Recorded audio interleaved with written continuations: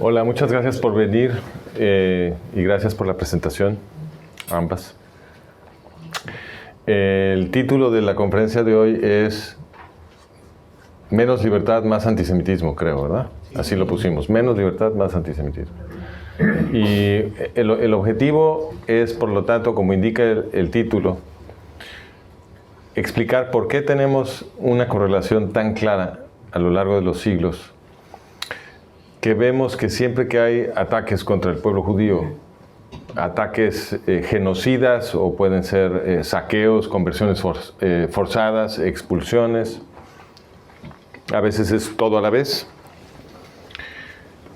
¿Por qué cada vez que sucede esto, que de hecho yo llamo el proceso sociológico más estable de la civilización occidental y musulmana?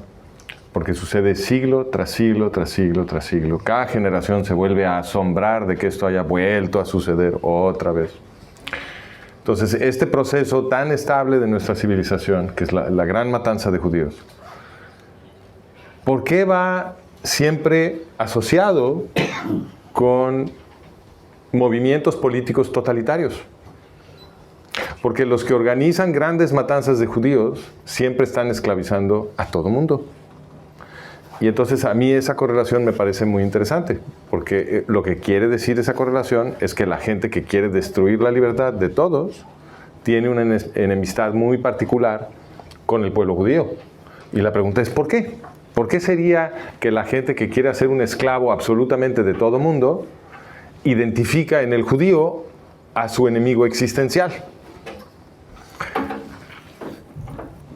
Y de cierta forma, esta es la pregunta de por qué hay antisemitismo, ¿no? Que es una pregunta que ahora todo mundo se está volviendo a hacer, ¿no? Porque, ¿por qué nos la volvemos a hacer cada generación? Porque pasan los años, se nos empieza a olvidar la última gran matanza, empezamos a osar imaginar que vamos a vivir en un mundo normal y que estas locuras de canibalismo periódico que envuelven y enferman las mentes de los europeos y de los occidentales como una especie de virus social, ya se acabaron, ¿no? Empezamos a imaginar, mira, ya lo trascendimos, ya nuestra civilización salió de sus pañales, de su adolescencia y ya parece que vamos a ser adultos, esto ya se acabó. Qué magnífico, y de pronto, pum, viene de regreso, ¿no? Y cuando viene de regreso, como está sucediendo ahora, la gente se pregunta, bueno, ¿y por qué será? ¿Por qué será que siempre vuelve el antisemitismo? Y creo que ambas preguntas deben de realmente colapsarse, ¿no? ¿Por qué será que siempre vuelven los movimientos totalitarios que nos quieren esclavizar a todos y que identifican al judío como su enemigo existencial? Y cuando logremos explicar eso, pienso yo, tendremos entonces sí la respuesta a la pregunta ¿por qué hay antisemitismo? Y claramente esta es una pregunta que como civilización deberíamos de estar vertiendo muchísimos recursos para entender, obviamente, porque el antisemitismo nos ha costado demasiado. Los antisemitas en la Segunda Guerra Mundial pues produjeron una guerra mundial, una guerra planetaria, en la que murieron entre 5 y 6 millones de judíos y además más de 64 millones de goyim, de no judíos. No eran judíos. Más de 64 millones no eran judíos, los mataron los mismos antisemitas. Los mismos. Y esos mismos antisemitas esclavizaron a cientos de millones de europeos. Entonces, pues obviamente que si estuviéramos gobernados por gente que es aliada de nosotros, de la gente de a pie, de los occidentales comunes y corrientes, bueno, no, yo no digo que ustedes sean corrientes, pero digamos los occidentales de a pie, ¿no? Seguramente tampoco son comunes. Si esa gente que nos gobierna fuera aliado de nosotros, pues obviamente que estaríamos vertiendo los recursos de nuestra civilización para contestar este problema, esta pregunta. Porque obviamente no deberíamos de querer que nos vuelvan a asesinar, que nos vuelvan a esclavizar. Y yo creo que es diagnóstico de quién realmente nos gobierna, que no haya realmente ningún esfuerzo para contestar esta pregunta. Se debería de haber apartado un premio Nobel para el que pudiera explicar de dónde viene el antisemitismo, porque el antisemitismo produce enormes matanzas de judíos y de no judíos cada siglo. Cada siglo. Entonces, esa es la pregunta que yo voy a tratar de contestar. No me van a dar ningún premio Nobel, pero de todas maneras la voy a tratar de contestar. Esto es Auschwitz. Entonces, la pregunta es, ¿cómo llegamos aquí? Y estoy viendo que estoy apretando el botón equivocado. Ahí está.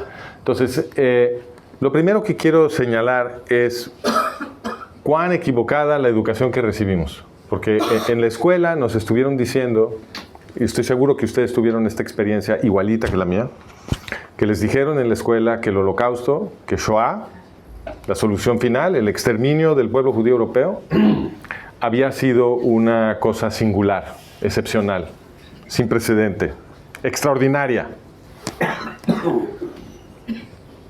No es cierto. Shoah fue normal. Y eso es mucho más escalofriante. Bueno fuera, o por lo menos menos peor, que Shoah hubiera sido extraordinario y sin precedente. Pero Shoah, desgraciadamente, fue normal. Repito, la gran matanza de judíos es el proceso sociológico y político más estable de la civilización occidental y musulmana. Todo cambia en estas dos civilizaciones. La cultura, la política, se va modificando la religión, la economía, todo va cambiando y las sociedades se van transformando a lo largo de los siglos y se van volviendo irreconocibles. Y a pesar de todas esas transformaciones, siglo tras siglo tras siglo, regresa una y otra vez la gran matanza de judíos, ¿no? Entonces el Holocausto no fue extraordinario, fue normal. Y eso quiere decir que tenemos que entender sus causas, porque probablemente aquí opera una relojería sociológica. Pues es algo muy estable. Y si entendemos esa relojería, entonces ya la podemos trascender, ¿no? Un avión no puede volar antes de que entiendas cómo funciona la dinámica de los fluidos y cómo generas presión abajo de una ala y todo eso. Pues no puede volar un avión antes de que tú entiendas todo eso. ¿Cómo vamos a detener el antisemitismo antes de haberlo comprendido? Y la educación que recibimos no está orientada a producir una curiosidad científica, porque siempre nos dicen que Shoah fue una simple locura, que sucedió porque Hitler estaba loco y era un genio loco malvado que logró hipnotizar a mucha gente y los volvió locos y entonces sucedió la solución final, ¿no? Y aquí está la opinión de un estudioso de Shoah, un académico que estudia la Shoah, que dice, miren nada más, la destrucción de los judíos europeos no respondía a ningún motivo racional, ni por política ni por saqueo, ni por estrategia militar, ni por la urgencia ciega del momento. Esto fue genocidio nada más por genocidio. Un continente entero se organizó para extinguir a un pueblo nada más porque sí. Por favor. Esta es la abdicación de la curiosidad científica. Obviamente que semejante inversión, que es una inversión colosal, que además incluyó una guerra mundial, no se puede imaginar una inversión más importante, un gastadero de dinero más dirigido que la Segunda Guerra Mundial. Obviamente esto tenía una razón de ser. Obviamente, que no les digan lo contrario. Que la gente no se los haya explicado es otra cosa. Que ustedes no conozcan la razón, eso es distinto. Pero tiene que haber una razón, obviamente. Los comportamientos que cuestan, y este fue uno de los comportamientos más, o quizá el más costoso de la historia, se hacen por una buena razón siempre. No moral, no dije moral, dije buena. Es decir, la gente que cometió Shoah sabía lo que estaba haciendo. Y creía que iba a sacar provecho, un provecho muy importante. Un provecho tan grande que justificaba esa inversión colosal. ¿Okay? ¿Cuál era ese provecho? ¿Por qué los totalitarios sacan tanta ventaja de matar judíos? Esa es la pregunta que tenemos que contestar. ¿Por qué los totalitarios le tienen tanto miedo al pueblo judío? Tanto miedo que se organizan para exterminar a los judíos. Esa es la pregunta. Entonces,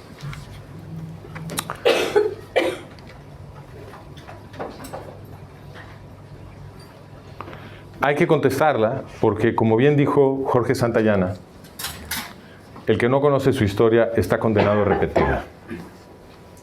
Y mientras no hayamos explicado Shoah y no hayamos explicado esa relojería sociológica que produce eventos como Shoah, generación tras generación tras generación, no vamos a haber conocido nuestra historia. Y entonces vamos a seguir condenados, como hemos estado condenados, a ver nuevas grandes matanzas de judíos con su corolario, que son colapsos de Occidente. Porque todo se colapsa en Occidente cuando se organizan grandes matanzas de judíos. Cuando los greco-macedonios hicieron una enorme matanza de judíos, la que se conmemora en la fiesta de Hanukkah, cuando los greco-macedonios hicieron esa matanza, los greco-macedonios estaban esclavizando a todos los goyim. Cuando los romanos hicieron un gran genocidio del pueblo judío en el siglo I y II, estaban esclavizando a todos los goyim. Cuando los inquisidores medievales durante siglos estuvieron organizando matanzas de judíos, estaban esclavizando a todos los goyim, incluyendo a los católicos. Con los inquisidores nadie era libre de pensar siquiera. Ni siquiera podías estar de acuerdo con ellos. Porque aunque estuvieras de acuerdo con ellos, si alguien te acusaba para obtener tu propiedad, lo más probable es que te acabaran quemando de cualquier manera, ¿no? Era una estructura real de terror y afectaba a todo mundo. Claro, organizaron matanzas de judíos, pero todo mundo fue aplastado. Los zaristas, los imperialistas rusos del imperio zarista, organizaron enormes matanzas de judíos. Ahí todo mundo era esclavo. Todos los goyim eran esclavos en el imperio del zar. Los nazis, ya los discutimos. Y ahora los yihadistas, ¿cierto? Los yihadistas anuncian en voz alta que a los infieles o los van a matar a todos o los van a convertir en esclavos. Y quieren organizar un nuevo gran genocidio de judíos. Ahí está. Es perfectamente consistente. Gracias. Entonces hay que, y obviamente lo vamos a repetir. Mi libro se llama El colapso de Occidente, el siguiente holocausto y sus consecuencias. Y mi predicción ya se cumplió. El siguiente holocausto ya empezó. Empezó el 7 de octubre. Ya la única pregunta que queda es si los occidentales vamos a despertar a tiempo para detenerlo. Pero el siguiente holocausto que yo vaticiné ya sucedió. Y el hecho de que la predicción acertara es una indicación de que quizás tengo un modelo que vale la pena escuchar. Y el corazón de ese modelo es lo que les voy a explicar ahorita. Me voy a ir yo sé, antes de empezar, quiero decirles que yo sé que ustedes han escuchado, hay un mercado de explicaciones para el antisemitismo. Yo no soy el único teórico que vende una teoría. Yo sé que ustedes han escuchado teorías alternativas.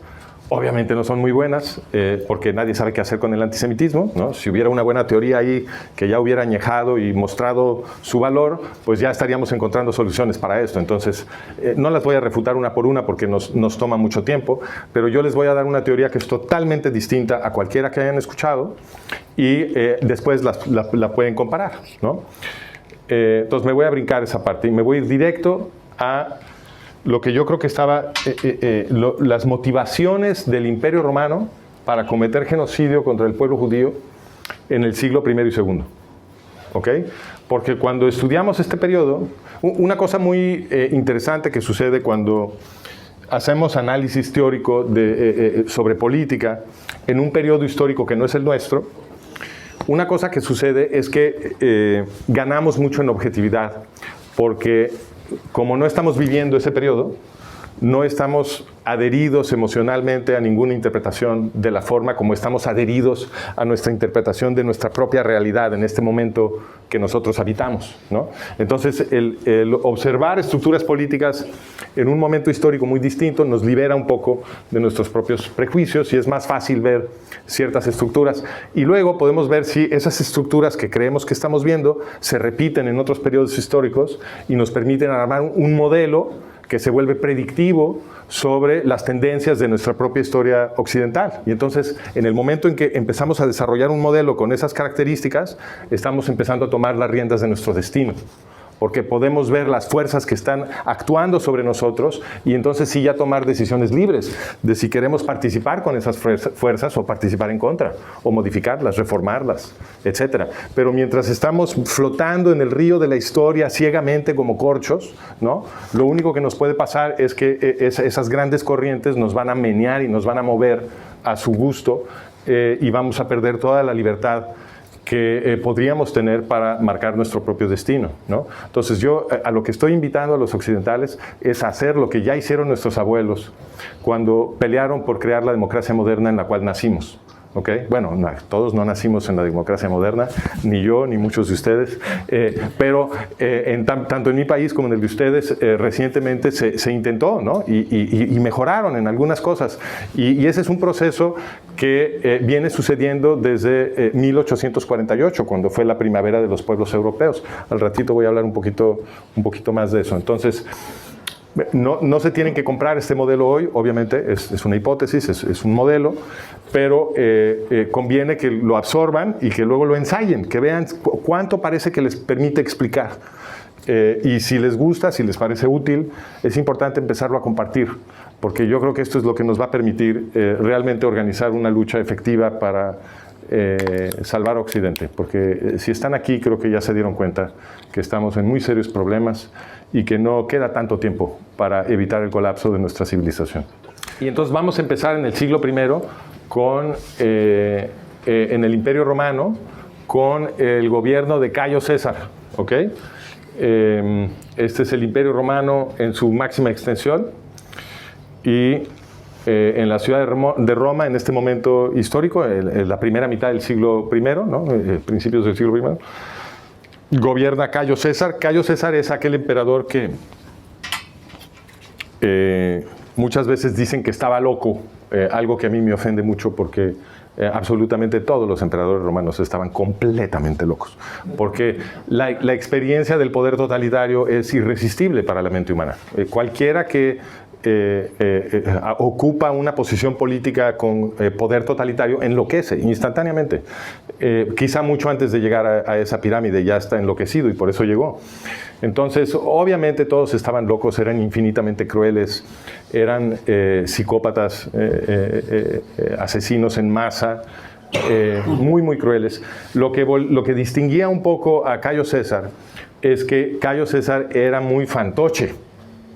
Era muy payaso. Este es el emperador que hizo cónsul a su caballo, ¿sí? ¿Okay? Hacía este tipo de cosas. Era muy estrafalario, ¿no? Muy folclórico. Y entonces, es Calígula, exacto. El mote, el apodo de Cayo César era Calígula porque de niño le gustaba vestirse con las botitas militares de los legionarios romanos. Y eso se llama Calígula, entonces le decían botitas, pues ese era su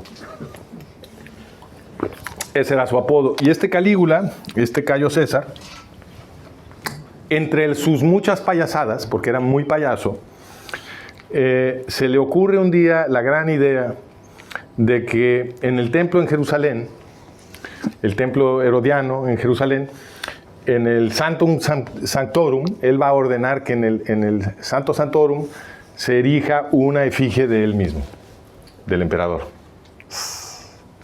Los que entiendan la ley judía inmediatamente sintieron un escalofrío, ¿no? ¿Por qué? ¿Por qué quería hacer esto? Porque había una profunda enemistad entre la aristocracia romana y el pueblo judío. Ahorita vamos a explicar por qué. Entonces, como él era muy payaso, se le hacía mucho, y era el emperador totalitario, y era una especie de adolescente con mucho poder, se le hacía muy divertido ofender a todo el pueblo judío de la forma más profunda posible, forzando una violación del primer mandamiento, el mandamiento en contra de la idolatría, ¿no? Cometer un sacrilegio profundo del principio toral, el ancla de la ley, la prohibición contra la idolatría, ¿no? Violarla en el Santo Sanctorum para demostrar su poder, nada más para demostrar su poder, ¿no? Porque esta es la adolescencia del totalitario, es simplemente producir evidencias de su propio poder, ¿no? Entonces dice, qué divertido, vamos a poner una estatua ahí. Y el que tiene que acatar esta orden es un fulano Petronio, que en ese momento gobernaba la provincia de Siria, que tenía bajo su jurisdicción la ciudad de Jerusalén. ¿Okay? Todavía no había provincia de Judea. Y entonces, bueno, había, no me acuerdo bien si había provincia de Judea o no, pero en todo caso estaba gobernada desde Siria, ¿no? Y entonces este Petronio tiene que tomar una decisión, ¿no? A él le llega la orden, él es el responsable y tiene que decidir si ofende al emperador o ofende al pueblo judío. Va a ofender a uno o al otro, ¿no? Si desobedece la orden o resiste la orden, pues va a ofender al emperador totalitario, que tiene el poder de la vida y de la muerte sobre cualquier individuo que vive en el Mediterráneo, ¿no? El poder arbitrario sobre la vida y la muerte de cualquier individuo, o ofende al pueblo judío que tiene responsabilidad de gobernar ¿no? Y crea un problema para el imperio, y etc. Tiene que sopesar esta decisión. Entonces la piensa y luego de pensarla le manda una carta al emperador que dice: Su Altísima Majestad, qué maravillosa idea, lo felicito, brillante, muy creativo. Todas las caravanas, ¿no?, que uno le tiene que hacer al emperador totalitario, que es un adolescente muy peligroso. Y le dice, pero ya que termina con sus caravanas, le dice, pero quizá, vamos pensándola bien, porque me preocupa que si ponemos una efigie de Su Majestad en el Santo Santorum del templo en Jerusalén, pudiera resultar una revuelta tan grande que perdemos el imperio. Ah, caray. Petronio le tenía más miedo al pueblo judío que al emperador. Y Cayo recibe esta carta, la lee, lo piensa, consulta con la almohada y le manda una carta de regreso a Petronio que dice: suicídate. Cuando el emperador te decía que te suicidaras, te suicidabas.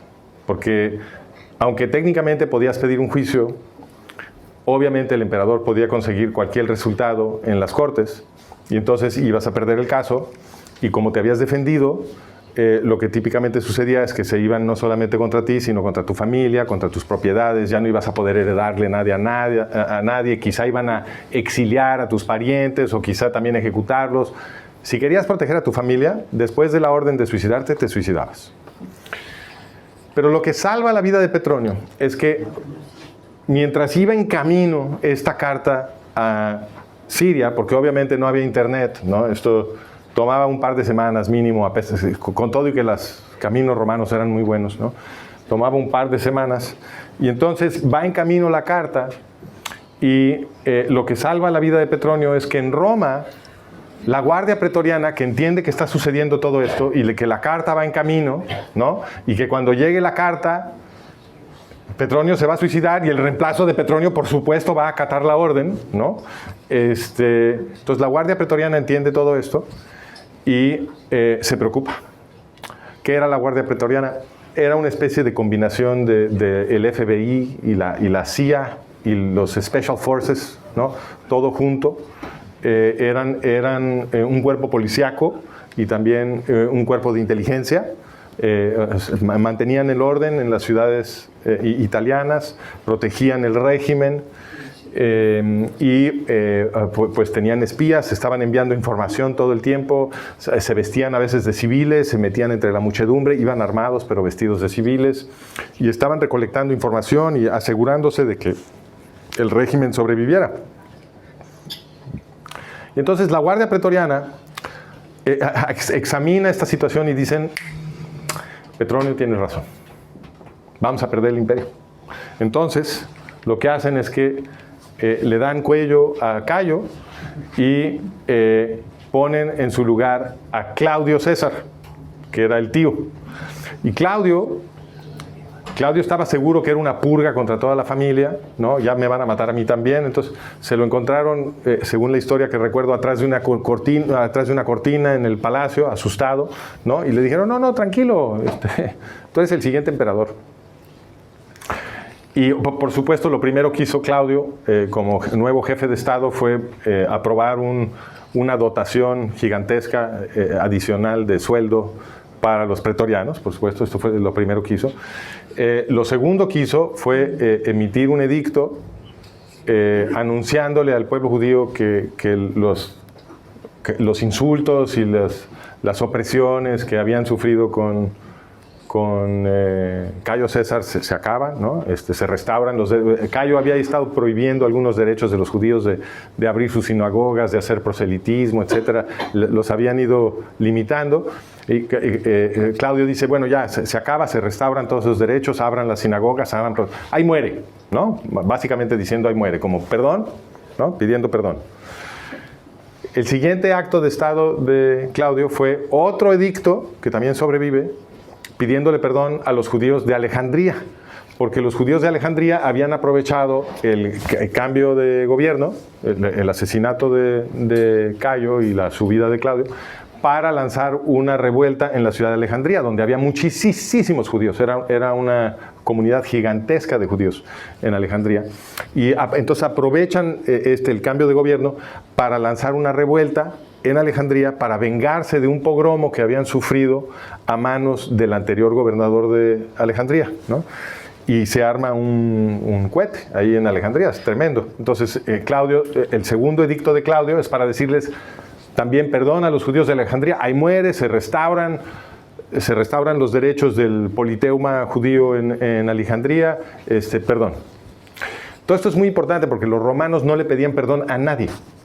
¿Okay? Entonces, todo esto es consistente con que los judíos tenían enorme poder y los emperadores romanos se andaban con cuidado. Sí le habían ganado, sí habían conquistado a los judíos, sí los estaban gobernando, pero sus experiencias con los judíos les habían enseñado que tenían que tener cuidado y que si provocaban una revuelta muy grande podían perder el imperio, tenían esa preocupación. ¿Okay? ¿Por qué? ¿Por qué estaban tan preocupados? ¿Por qué estaba tan preocupada? Los que mejor información tenían, la Guardia Pretoriana, estaban muy preocupados del poder de los judíos. ¿Por qué? Bueno, para entender eso mejor, conviene irse al reinado del emperador anterior y ver qué estaba pasando con Tiberio César y los judíos, que es el César anterior. ¿Lo podemos centrar un poquitito más? No, bueno, creo que ahí está bien. No, ahí está bien. Lo que sucede bajo Tiberio César, todo esto explicado por la pluma de Filón de Alejandría, que fue un muy importante judío del siglo, quizá el más importante de la primera mitad del siglo I. Fue un increíble líder de la comunidad judía a nivel mediterráneo. Era de una familia riquísima. Era un filósofo muy importante, que conocía muy bien la literatura griega y también la literatura judía. Este Filón, actuando como líder de la comunidad judía en el Mediterráneo, había hecho embajadas a los emperadores, es decir, había viajado a Roma, él era de Alejandría, pero él había viajado a Roma a entrevistarse con los emperadores en 2 ocasiones, por lo menos, como representante de la comunidad judía para tratar de proteger a los judíos de las locuras de los emperadores.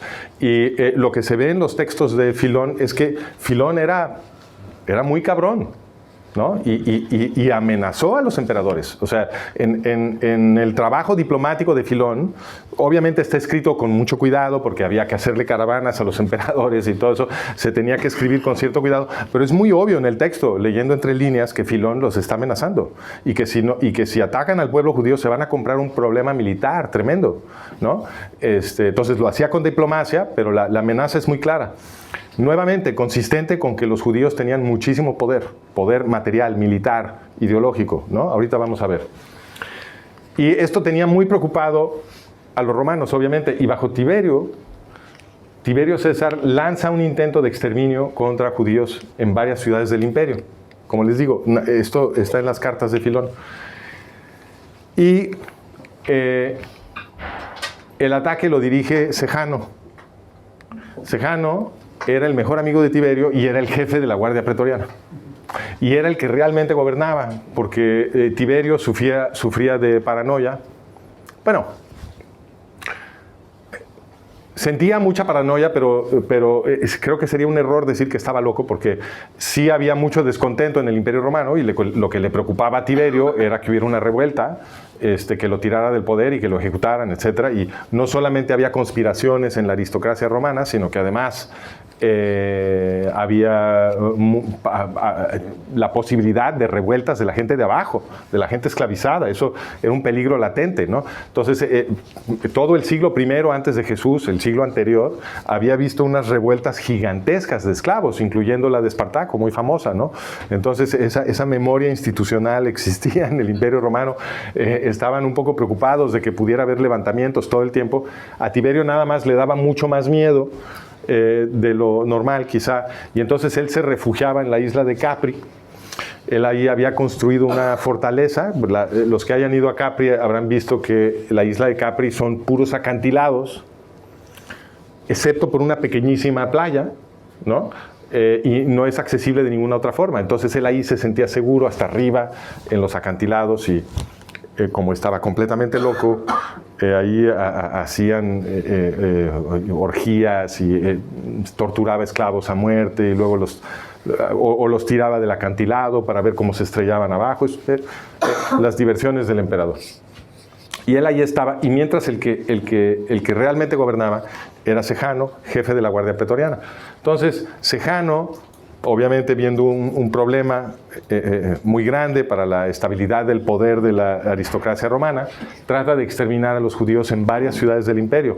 Es muy importante observar, porque siempre, luego, cuando la gente quiere pelearse con mis observaciones, me dicen, ¡ay, pero ¿por qué eran especiales los judíos si los romanos siempre exterminaban a todo mundo y hacían unas masacres gigantescas, etcétera?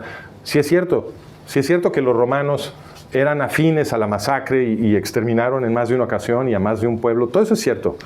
Pero lo que es singular de este tipo de ataques es que los romanos ya habían conquistado todo este territorio. Los romanos no organizaban masacres habituales dentro de las zonas que ya eran establemente parte del Imperio Romano. Esas masacres sucedían cuando estaban conquistando un territorio nuevo, ¿no? Pero este es un ataque un ataque de exterminio contra las poblaciones judías enormes que vivían en varias ciudades del imperio. ¿Ok? Esto no es como una guerra normal de los romanos. Entonces aquí algo especial estaba sucediendo. Y la consecuencia de este intento de exterminio que lidera Sejano, el jefe de la Guardia Pretoriana, es que resulta una reacción incontenible de judíos y de sus aliados, que eran muchísimos. Ahorita lo vamos a discutir. Aliados paganos, no judíos, de los judíos. Y, se tiene que echar para atrás Tiberio para no perder el imperio. Todo esto se entiende de lo que está escribiendo Filón de Alejandría. Curiosamente, todo esto que narra Filón de Alejandría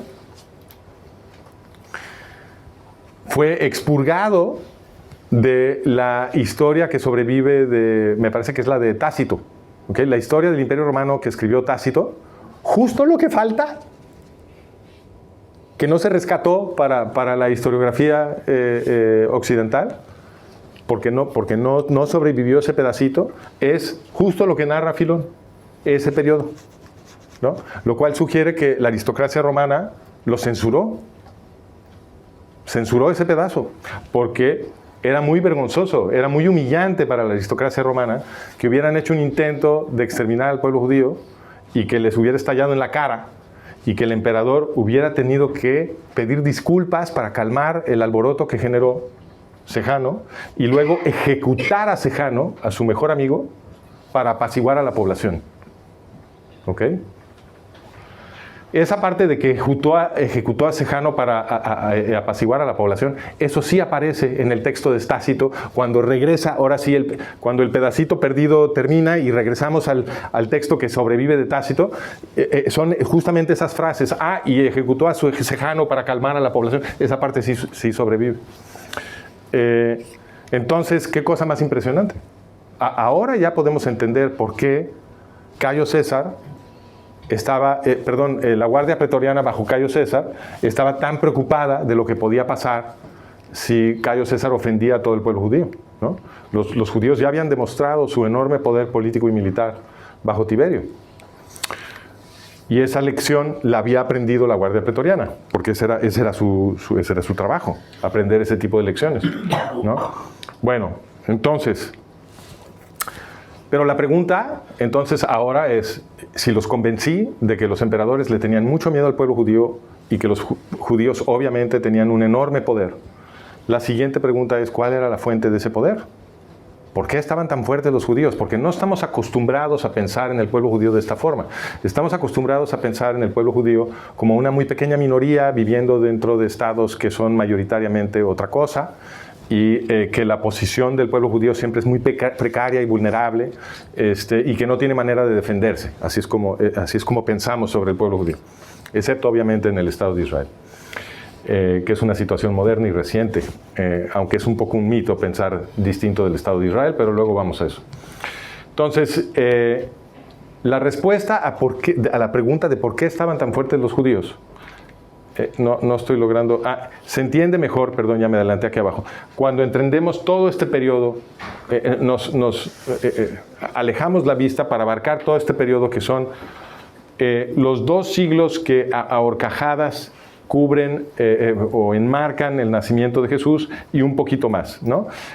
Porque a partir de 63 antes de Jesús, que es cuando sucede la conquista romana de Jerusalén, es un ataque liderado por el general Pompeyo, en el año 63 antes de Jesús empieza este periodo, y luego pasando por la destrucción del templo en Tisha B'Av, en el año 70 en el calendario gregoriano,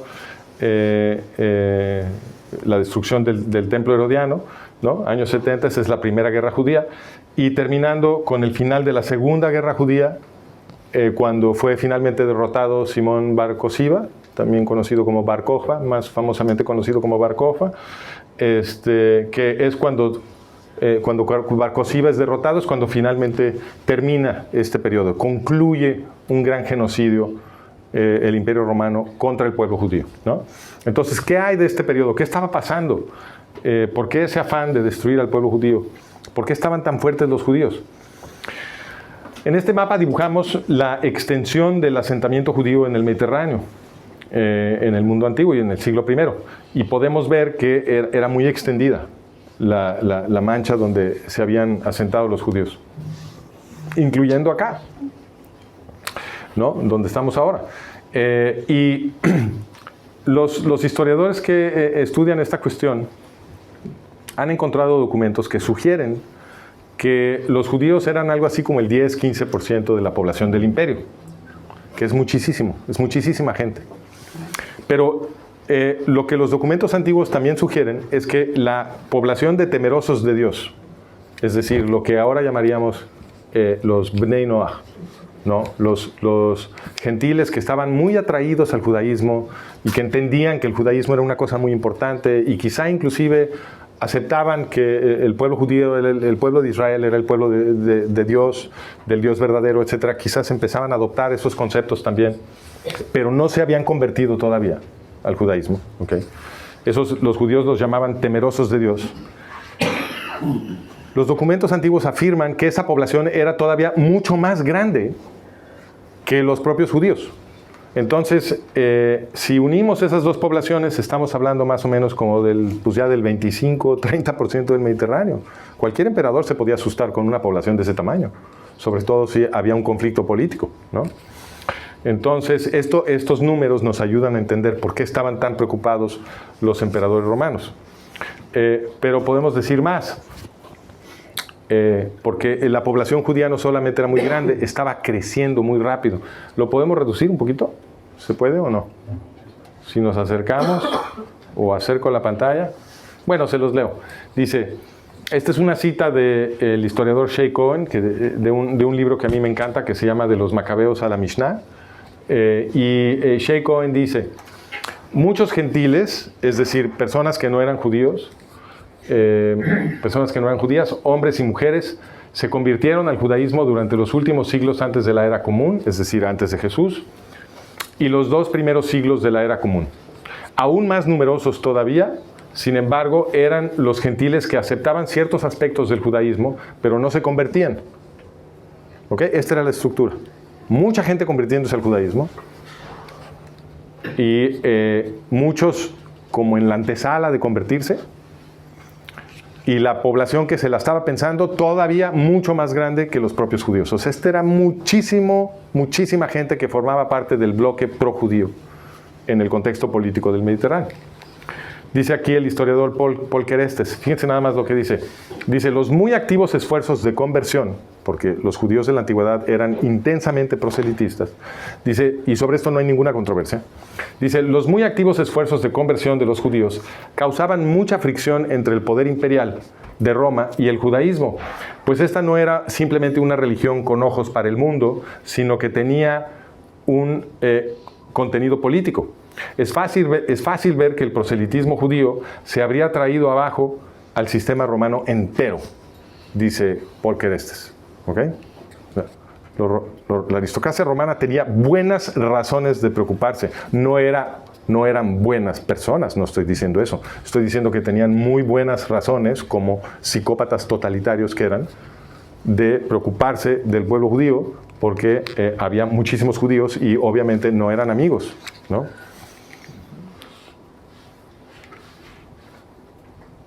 Entonces, la siguiente pregunta es, dado que la popularidad del judaísmo era lo que hacía tan poderosos a los judíos en el mundo antiguo, porque había una atracción tremenda de los paganos por el judaísmo, y se estaban convirtiendo por miles y miles al judaísmo, la pregunta es, ¿cuál era el origen de esa atracción?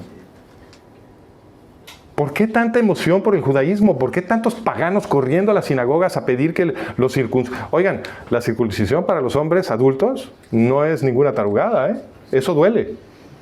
Eso duele. Cuando tú corres a la sinagoga para que te hagan una circuncisión, lo que estás demostrando es que realmente quieres ser judío, que la emoción es muy poderosa, estás comprometido. Y estamos hablando de miles y miles de paganos pidiendo ser convertidos al judaísmo, ¿no? ¿Por qué? ¿Qué era lo que les gustaba? En mi opinión, lo que les gustaba era la ley de Moisés.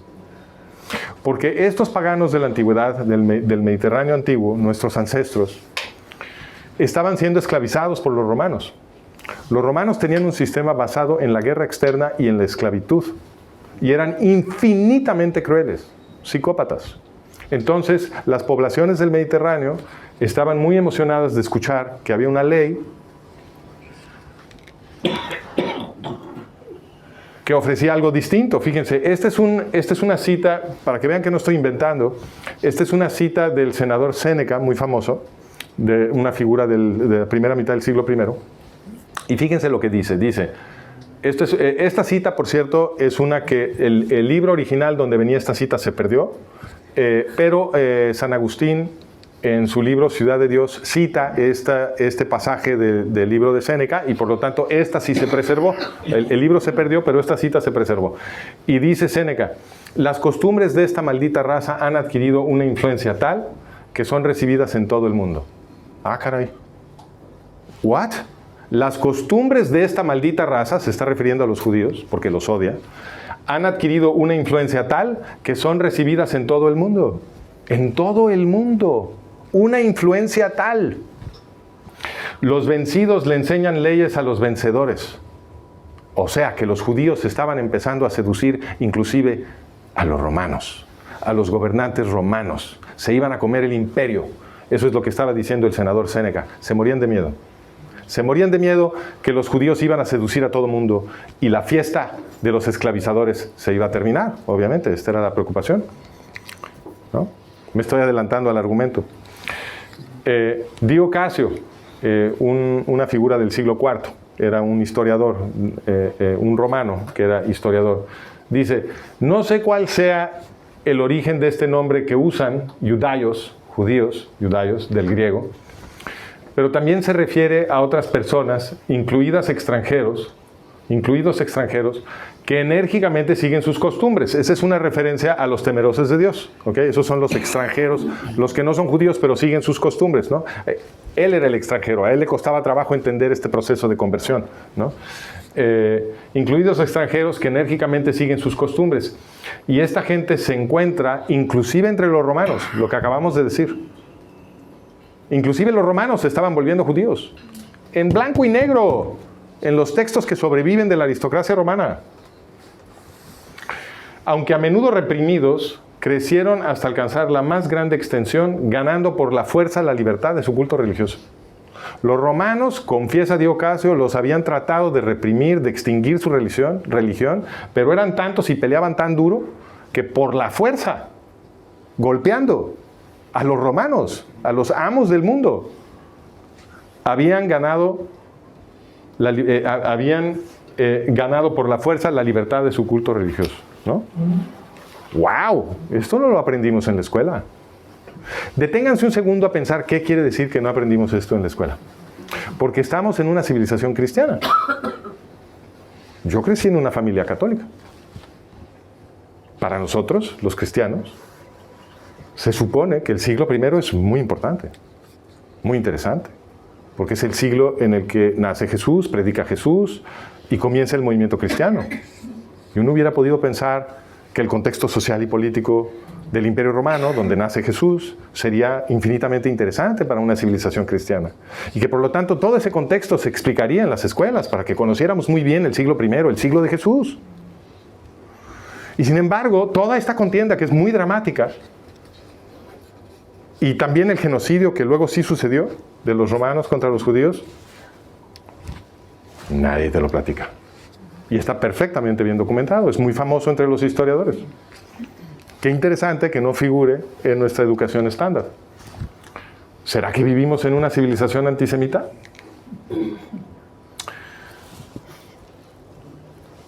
Lo que los paganos encontraban tan interesante en la ley de Moisés era que esa ley estaba diseñada para combatir la opresión. A ellos los estaban oprimiendo los romanos y ellos lo que veían cuando entraban a la sinagoga era que este pueblo, el pueblo judío, a quien adoraba, era un Dios que según la tradición de ellos, escrita en un libro que se llamaba el Éxodo, ¿no? Ese Dios había organizado una revuelta de esclavos.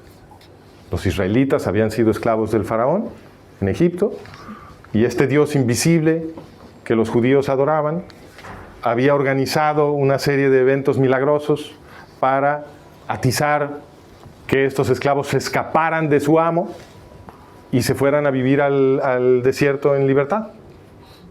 Y lo que narra esa historia es que una vez que los esclavos se liberan y están en el desierto, ya emancipados del yugo de su amo egipcio, reciben una nueva ley.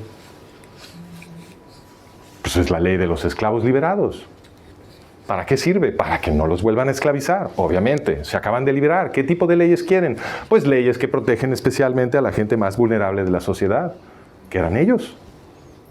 Leyes para proteger a las viudas, a los huérfanos, al pobre, al extranjero que de pronto se encuentra en la sociedad judía y necesita un apoyo. Los esclavos. La ley judía tiene leyes para proteger a los esclavos. Y no se puede ser esclavo fácilmente. Te digo, nadie te puede ser esclavo. Hay una ley en el Éxodo que dice, aquel que secuestre a un hombre o a una mujer, lo haya vendido o se lo haya quedado, será ejecutado. Por la fuerza no le puedes privar a nadie de su libertad. Sí te podías volver esclavo, si queremos traducir así la palabra que se usa para estas leyes, es un poco un abuso en la traducción, pero si los queremos llamar esclavos, ok, pero solamente podían ser esclavos por voluntad propia si no habían podido pagar una deuda, por ejemplo, y solamente por 6 años, al 7º año tenían que quedar en libertad, por ley. Y luego hay leyes en la jurisprudencia judía, como por ejemplo una que está en Kiddushin 20a, en el Talmud babilónico, que dice que las condiciones del esclavo tienen que ser iguales o mejores que las del amo.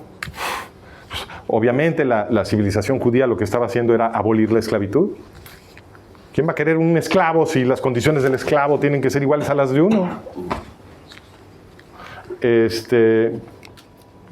Entonces, esto era lo que era atractivo para todos esos paganos. Y las sinagogas estaban abiertas. Los paganos se tenían que sentar en una galería separados de los judíos, separados física y ritualmente de los judíos, pero podían entrar y podían escuchar la lectura de la ley y se maravillaban y se enamoraban. Y esto es lo que estaba sucediendo en el Mediterráneo, ¿no? Entonces ya podemos explicar todo lo que estaba pasando. Ya, ahora sí, estos cataclismos políticos y militares entre los romanos y los judíos empiezan a cobrar mucho sentido. Por lo tanto, el genocidio que sucedió en los siglos I y II, bueno, en realidad empieza con las matanzas del 63 antes de Jesús, pero digamos hubo 200 años de matanzas con mayor o menor éxito organizadas por los romanos contra los judíos, y al cabo de esos 2 siglos sí se concluye un gran genocidio y quedan prácticamente 0 judíos en el Mediterráneo. Los historiadores estiman que, bueno, algunos historiadores estiman que muy posiblemente los romanos asesinaron más judíos que Hitler en términos proporcionales como porcentaje de la población. ¿Okay? Entonces fue una cosa tremenda. Y está claro en el análisis que les acabo de dar que los romanos hicieron eso para evitar la liberación de los pueblos occidentales, a los cuales estaban esclavizando, ¿no? Porque ellos podían ver que la ley de Moisés iba a liberar a toda esa gente. Pues estaban todos corriendo a volverse judíos, y a la hora que se volvían judíos, adquirían todas estas ideas y estas normas que dicen que la gente tiene derecho a ser libre, y que nadie te puede oprimir, y que tienes que amar a tu prójimo, y etcétera, etcétera, ¿no? Entonces, es obvio que ese genocidio de los romanos contra los judíos fue político, fue para impedir la liberación de todo mundo. La pregunta es, ¿no será que el genocidio de los nazis en el siglo XX obedecía a la misma función? Porque miren los paralelos. Los romanos tenían una economía y política basada en la guerra externa y en la esclavitud, ¿cierto? Tenían campos de muerte. Los campos de muerte de los romanos eran las minas. Entonces, en las minas trabajaban a decenas de miles de esclavos y los obligaban a entrar a la tierra una y otra vez, al latigazo limpio.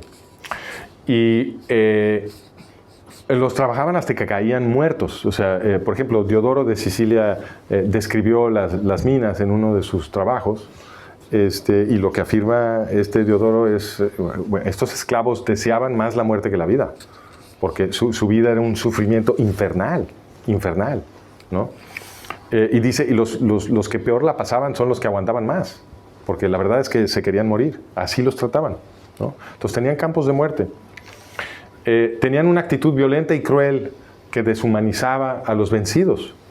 Piensen ustedes en los anfiteatros, los estadios estos que construyeron los romanos, el Coliseo y muchos otros estadios que construyeron.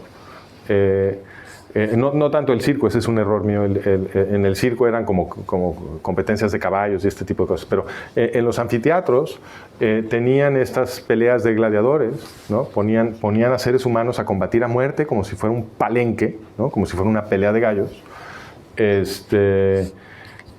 O los aventaban ahí a que se los comiera un león. Y este era el cine de los romanos, ¿ok? Era el cine de los romanos, esta era su diversión. Esta es una sociedad psicópata. Y tenían un emperador absoluto que saludaban con el brazo derecho alzado, por lo menos según lo recordaban los nazis. Los nazis así se lo imaginaron y por eso lo copiaron, ¿no? Entonces, fíjense nada más todo lo que... Aquí deberíamos de ver nazis en la segunda columna y vamos a ver todo checa. Todos estos elementos estructurales nos los volvemos a encontrar con los nazis. Entonces, la pregunta es, ¿no sería que ambos genocidios obedecen a la misma causa funcional, ¿no? Este es todo el tiempo que duró ese genocidio de los romanos. Y les leo nada más una cita de James Carroll para que vean lo que fue este genocidio. Dice James Carroll, en el clímax de violencia que fue la guerra de 66 a 73, la primera guerra judía, Jerusalén fue arrasada y cientos de miles de judíos fueron muertos. Flavio Josefo y Tácito estiman que el número de muertes judías fue alrededor de 600,000. En la Segunda Guerra Judía, 60 años después, el monto de víctimas judías se estima en 850,000. Cualesquiera que sean los totales exactos, estos vastos números de víctimas fueron muertos sin los métodos mecanizados que vuelven a la guerra moderna tan letal. Y por lo tanto, las analogías entre Roma y lo peor de las dictaduras del siglo XX, es decir, Adolfo Hitler, no son desatinadas. Si las legiones romanas hubiesen contado con ametralladoras, bombas, vías de tren y gas venenoso, ¿quién puede afirmar que un solo judío hubiera sobrevivido el siglo II? Pero como les digo, se quedó corto, porque si a los romanos les faltaban algunas tecnologías, lo que les sobraba era tiempo, y de hecho, como les dije, se estima que quizás mataron inclusive más judíos en términos proporcionales, o sea que no tienen nada que pedirle a Hitler, ¿no? En fin, entonces vayamos al siglo XX y consideremos la pregunta, ¿no? Tenemos el genocidio nazi a mediados del siglo XX, y entonces el modelo dice, bueno, en el siglo I los judíos estaban liberando a los pueblos mediterráneos, les estaban enseñando que podían ser libres, que no tenían que ser esclavos, que Dios estaba de su lado, que los alentaba a la revuelta política, etc., ¿no? Y los romanos exterminaron a los judíos para impedir justamente esa revolución. Yo por ahí voy a publicar después un par de artículos que escribí hace mucho, pero que nunca he publicado, sobre lo que estaba sucediendo en el siglo I antes de Jesús. Es muy interesante, porque hubo dos grandes revueltas, intentos de revolución para tirar el sistema romano en el siglo I antes de Jesús, que te las platican en la escuela, son las insurrecciones de Catilina y luego de Clodio. Y hay muy buena evidencia que yo presento en esos dos artículos para justificar la hipótesis de que Catilina y Clodio ambos eran conversos al judaísmo y que lo que estaban haciendo era organizar junto con los judíos estos intentos de revolución. Ellos eran aristócratas romanos. Catilina y Clodio, ambos eran aristócratas y sus movimientos estaban reclutando inclusive esclavos para sus movimientos revolucionarios, ¿no? Entonces ahí hay algo muy interesante. Hay una cita de Cicerón que pongo en el artículo, en un caso muy famoso contra un fulano Flaco que fue acusado por los judíos de robarse los dineros del templo, ¿no? Entonces hubo un juicio y el famoso Cicerón fue el abogado de Flaco defendiéndolo de la demanda de los judíos. Y en ese juicio, que Cicerón narra, él mismo lo narra, lo que pasó ahí, y él, en ese juicio, él dice que tiene miedo de la turba judía afuera de la corte, porque los judíos son muy influyentes con las masas del imperio, y va a hablar bajito para que no lo oigan, porque tiene miedo del... No, ese contexto es muy interesante, y esto es siglo I antes de Jesús. Y habla Cicerón de lo difícil, en el mismo juicio habla, felicita a Flaco porque Flaco lo había ayudado a él a reprimir justamente la revuelta de Clodio, de Catilina y de Clodio. Entonces, aquí hay muchos parecidos, ¿no? La pregunta que estamos haciendo es, ¿no sería que los nazis exterminaron a los judíos en el siglo XX por la misma razón? Porque ellos veían en el pueblo judío una fuerza social y política que para efectos de sus metas, que era esclavizarnos a todos, tenía que ser destruida. Porque si no destruían a los judíos, no iban a poder esclavizar a los occidentales, ¿no? Entonces, la hipótesis dice, ¿no será que eso es lo que estaba pasando en el siglo XX? Que por eso la inversión fue tan grande, por eso era tan importante para los nazis y para sus aliados destruir al pueblo judío. Para apoyar esta hipótesis, yo tendría que demostrar que los judíos en el mundo moderno estaban liberando a los pueblos occidentales. ¿Okay? Que la influencia del pueblo judío era justamente contribuir al proceso de la construcción de la democracia moderna, y que por tanto los enemigos de la democracia moderna, que la querían destruir, que nos querían esclavizar a todos, identificaban, como siempre lo han hecho, al pueblo judío como su enemigo existencial, ¿no? Y verán que no es tan difícil. Me remito a la Primavera de los Pueblos, la mencioné hace un rato, al mero principio, 1848, es el año más importante de toda la historia occidental, en mi opinión, en mi humilde opinión, de toda la historia del planeta, diría yo. No hay ningún año más importante. Y sin embargo, y no creo que sea coincidencia, ha desaparecido por completo de la pedagogía occidental. Cuando yo le pregunto a la gente, inclusive gente que está estudiando relaciones políticas, ciencia política o relaciones internacionales, Les pregunto, ¿qué pasó en 1848 a estos? La Comuna de París. No, Marx. no, aquí está la demostración, ¿ok? No sabemos qué pasó, sí, Marx. El manifiesto comunista se escribió en 1848, pero lo menos importante que sucedió en 1848 es el manifiesto comunista. En 1840... Era la industrialización, ¿no? No. Sí, señor, sí. Revoluciones populares. Sí, señor, ¿quién lo dijo? Revoluciones populares, claro. Revoluciones populares. Que la Revolución Francesa, que era muy necesaria. Sí, pero esto es 1848. Exacto, 1848, sí, señor, sí. Así es, revoluciones populares. Tantas que no se las pueden imaginar. Claro, porque la revolución industrial del 48 es popular cuando la burguesía europea crea una gran industria.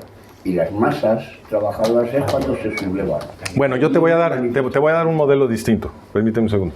Entonces, 1848, lo que es asombroso de este año, y también increíblemente asombroso que ya no nos acordemos, es que en 1848 se levantaron en revolución todos sus abuelos, todos los pueblos de Europa, el mismo año.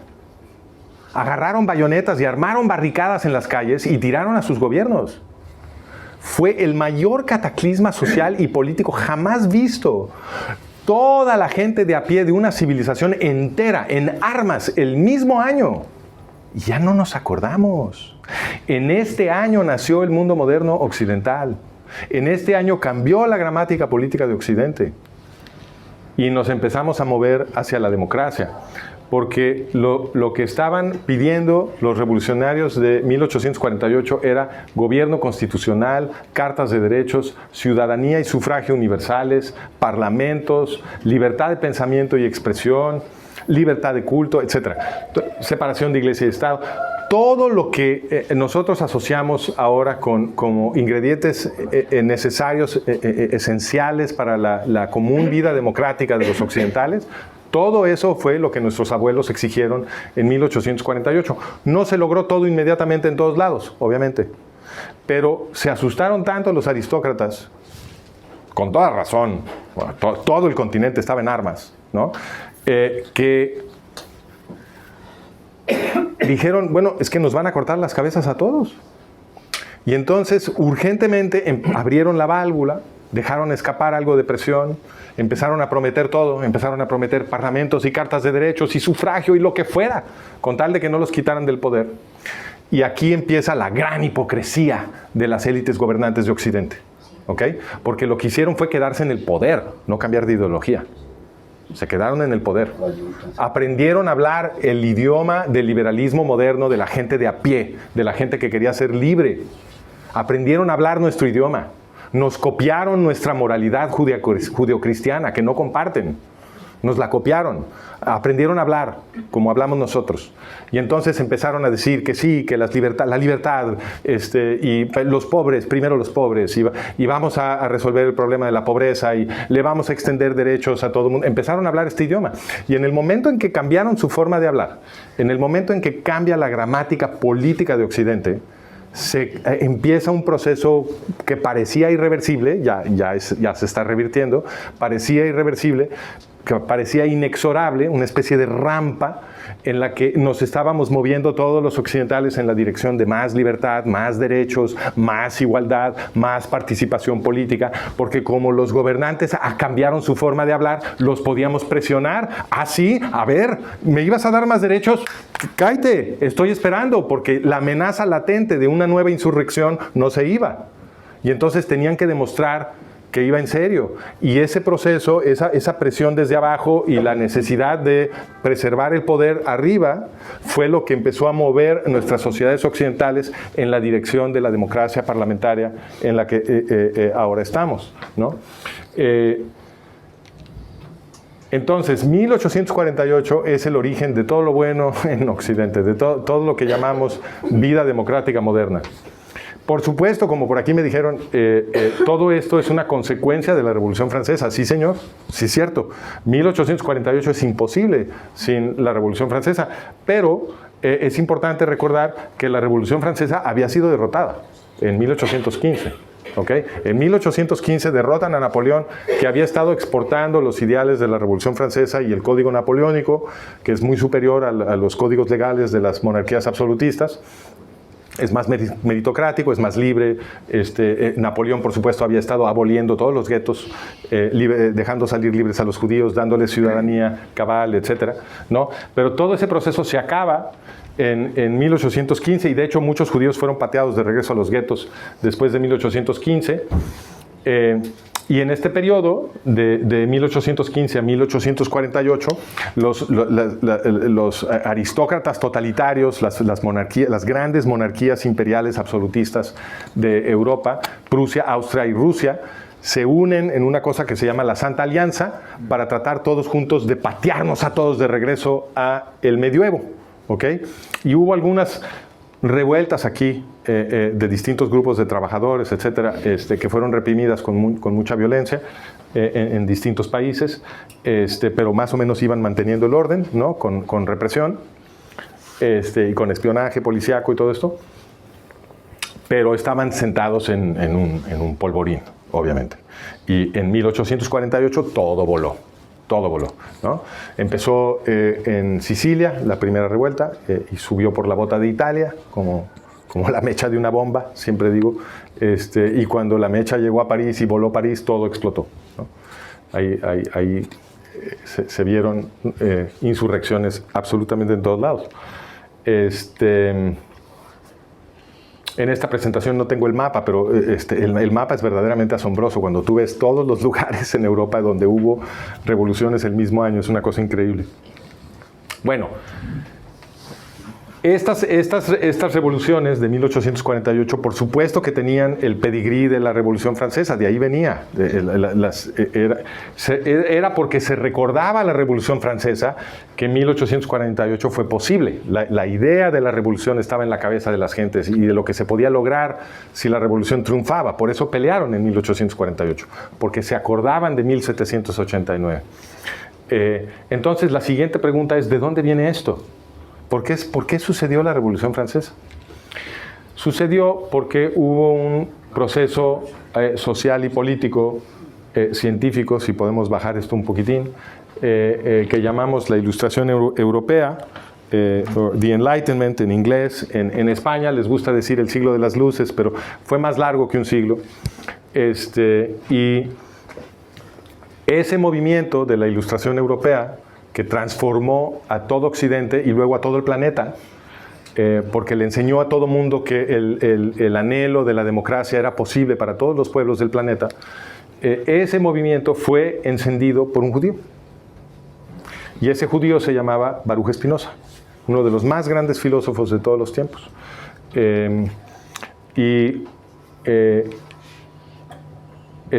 Spinoza, no sé si alcanzan a ver que le brilla el ojo izquierdo. Lo que le brilla a Spinoza en el ojo es el Tratado Teológico Político. El Tratado Teológico Político, ustedes lo pueden ir a leer en internet, es una cosa muy moderna. Siglo XVII, ¿ok? Siglo XVII, 1600 y la segunda mitad de los 1600. Sufragio, gobierno republicano, libertad de expresión, libertad de culto, libertad de pensamiento. Todas las cosas que nosotros asociamos, ¿no?, con la democracia moderna ya están en una forma muy madura en el trabajo de Spinoza, que es perfectamente radical, es totalmente radical. Y Spinoza fue muy influyente con todos los grandes pensadores de la Ilustración. Sobre esto no hay ninguna controversia, todos los historiadores lo reconocen. Han querido negar que era judío, pero reconocen que él inició la Ilustración, ¿no? Sí, prefiero no, porque si no, no termino. Luego pasamos a las preguntas. Por favor. Es que el nombre de Spinoza es español. Lo que pasa es que quitaron la E y lo dejaron en ese libro. Ah, ya, ok. De las merindades. Sí. De Spinoza de los Punteros. Sí. Bueno, de hecho, lo que yo he leído es que era un apellido portugués, pero no me quiero ahorita meter. No, Está bien. Es de Spinoza, porque ellos partieron cuando los reyes católicos los... Está bien, pero esas controversias no son centrales para lo que voy a decir. Aquí tenemos a Leibniz, que también es una figura de la Ilustración, sin duda un genio, sin duda una gran patriarca de la Ilustración desde el punto de vista científico, pero desde el punto de vista político, cero. El opuesto total de Spinoza. Él era un reaccionario, fue varón del Sacro Imperio Romano, ya se pueden imaginar. Tenía una peluca increíble, eso sí. Leibniz, que era muy erudito, entendía que lo que estaba haciendo Spinoza era popularizar el pensamiento de Moisés Maimónides. ¿Okay? Ahorita vamos con él. Y fíjense nada más lo que dijo. Dijo, esta es una cita de Leibniz, dijo: las ideas de Spinoza se infiltran gradualmente en las mentes de los hombres aristocráticos que gobiernan al resto y de quien todo depende, y se escurren dentro de los libros populares, inclinándolo todo hacia la revolución universal que amenaza a Europa. ¿Okay? Leibniz, que era un genio, entendía lo que estaba pasando. Él veía que las ideas políticas de Spinoza estaban, como decimos ahora, viralizándose, y estaban influenciando a mucha gente que tenía cierto poder, y estaban cambiando su forma de pensar y haciéndoles pensar que las sociedades podían ser más justas. Y eso dice, si esto continúa va a haber una revolución universal y se nos va a acabar la fiesta a los varones del Sacro Imperio Romano, ¿no? Esta era la preocupación de Leibniz. Y tuvo razón, o sea, 85 años después de que Leibniz escribió eso, estalla la Revolución Francesa, precisamente sobre las ideas maduradas en el periodo de la Ilustración, que nace con el pensamiento de Baruch Spinoza.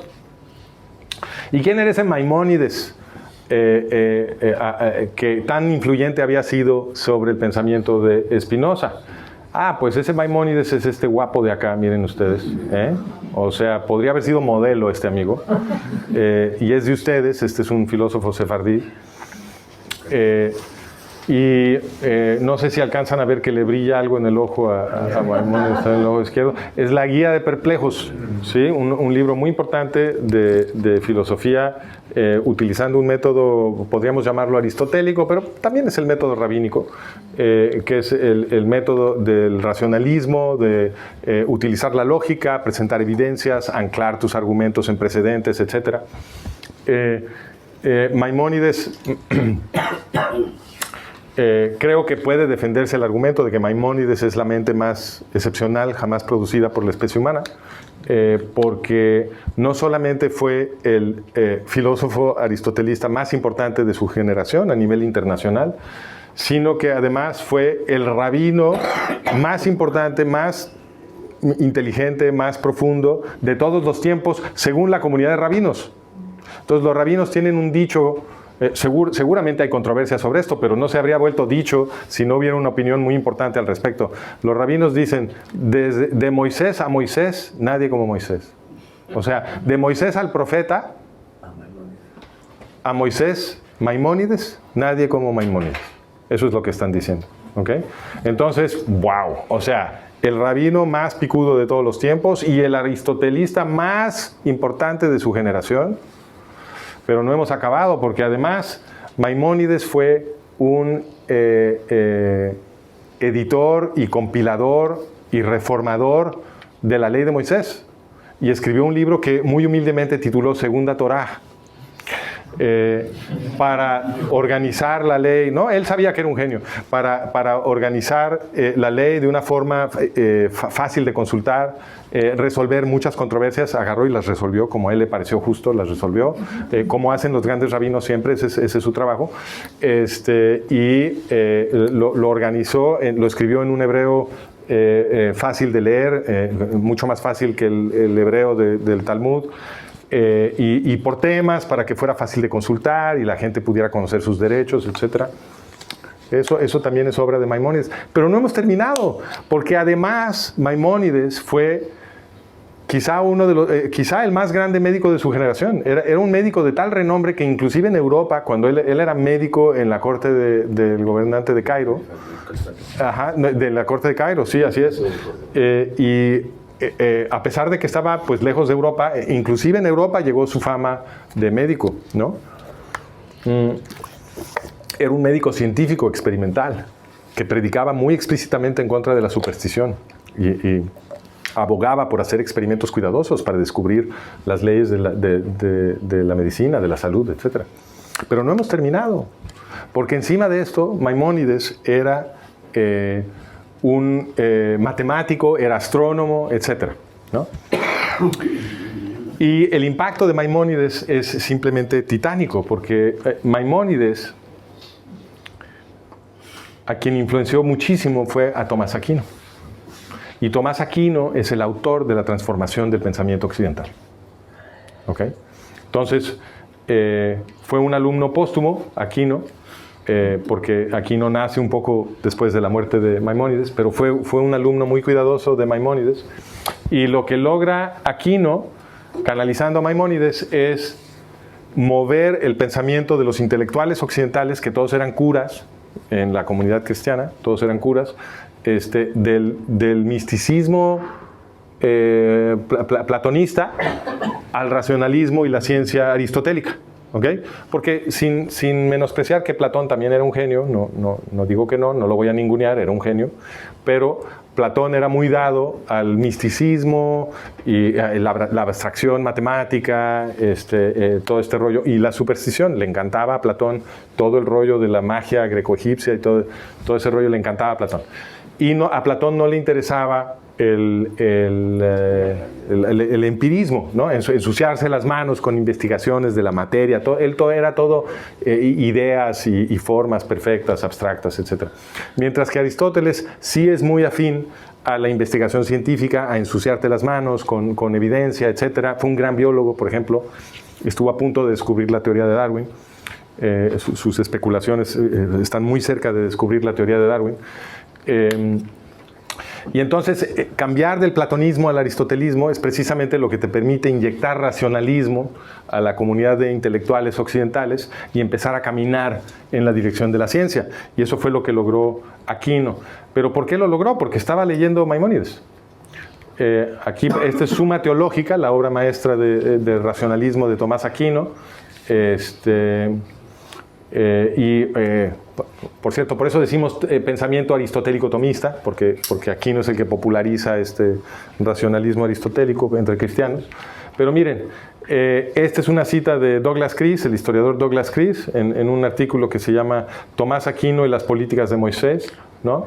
Y dice: sin el menor tapujo, Tomás Aquino toma prestadas las ideas de Maimónides en cantidades prodigiosas.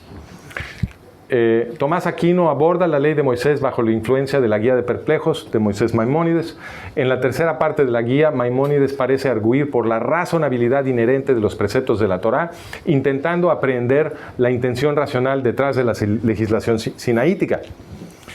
A pesar de que el cristianismo consideraba como abrogada la ley de Moisés, Tomás Aquino intenta salvar la sabiduría política del Viejo Testamento, arguyendo que el orden mosaico, es decir, de la ley de Moisés, puede servir todavía como una guía para los pensadores políticos cristianos. Ah, caray, pues eso sonaba un poco a herejía, porque se suponía que la fe en Cristo reemplazaba por completo la ley de Moisés, ¿no? Que ya era obsoleta.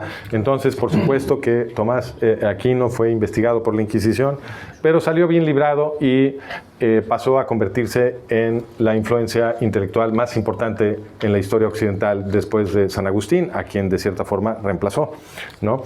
Entonces, qué interesante que justo cuando están produciéndose estas inyecciones de racionalismo científico del pensamiento de Maimónides en la población cristiana, aparece la Inquisición. ¿Por qué? ¿Qué creen que también aparece justamente en este periodo? Los primeros movimientos de resistencia contra el Papa. En el mismo momento en que la gente empieza a pensar racionalmente, una de las cosas que sucede es que grupos de cristianos, de católicos, dicen: ¿por qué será que la Iglesia nos prohíbe leer nuestros libros sagrados?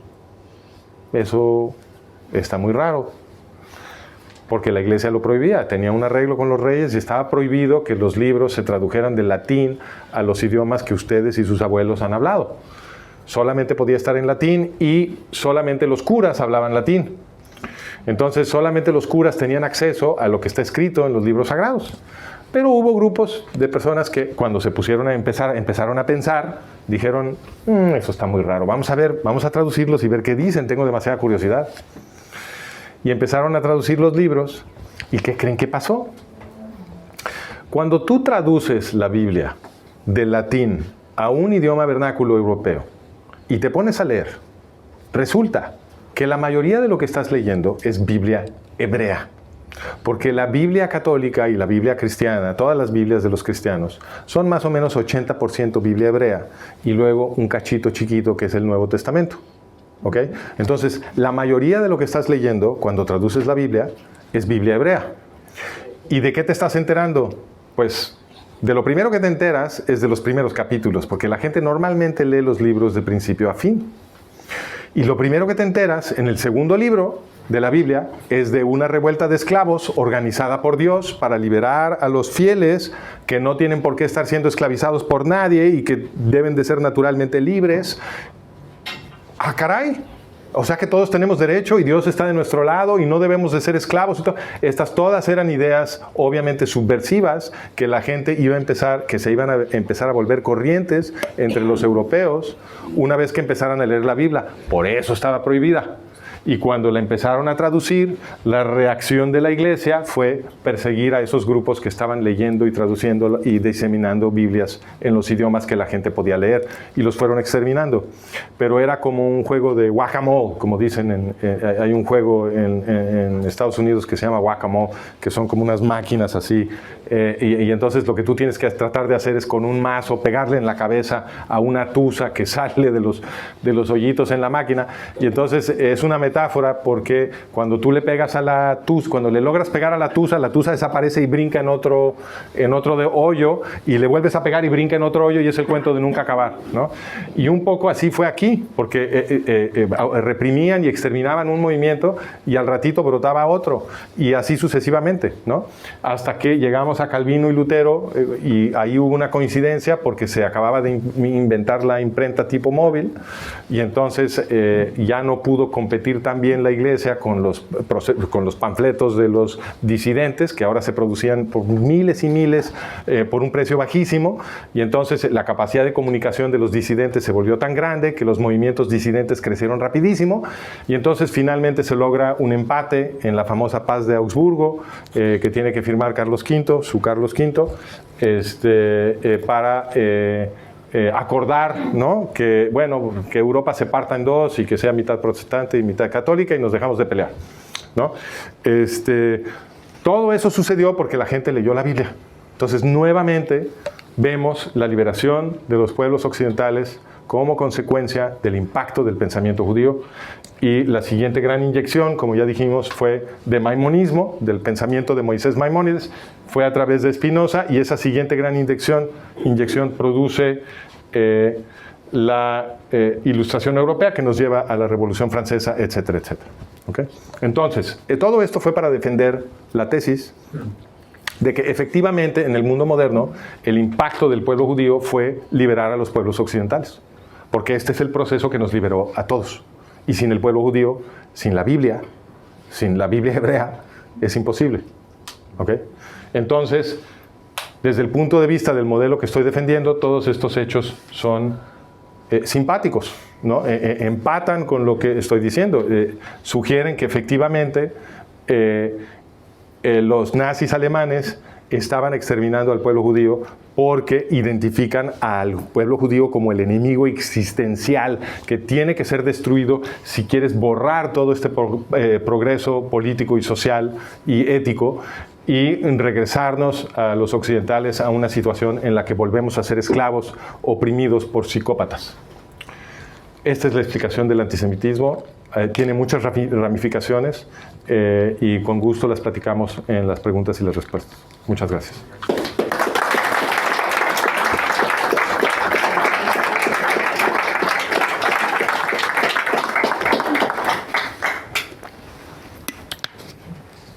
Lo podemos apagar. Gracias. Bueno, listos. Primera pregunta. A ver, hay una contradicción en los términos. Venga. Por ejemplo, fue para liberar, pero se les fue la mano. Porque para hacer una revolución que cambiara esa concepción absolutista, no hacía falta ir a la Vendée y matar a más de 200.000 personas. Y las matanzas y persecuciones de católicos, luego la matanza con los hugonotes, ya fue anterior. No hacía falta haber matado tanta gente. Los ingleses hicieron una revolución y se mataron los dos cabecillas que se lo dividieron entre ellos. Y ahora están enterrados en la catedral de Westminster. La pregunta es esta. Yo acepto que Spinoza fue un enorme pensador sobresaliente, Maimónides no digamos nada, los médicos lo hemos estudiado, y otros que yo creo que te has dejado por ahí. Descartes me gustaba mucho. No, claro, no, yo lo único que defendí es que el movimiento de la Ilustración tiene un origen, y ese origen es Spinoza, pero yo no le quito mérito a Descartes, no fue la intención. La revolución papal del siglo XI, Ajá.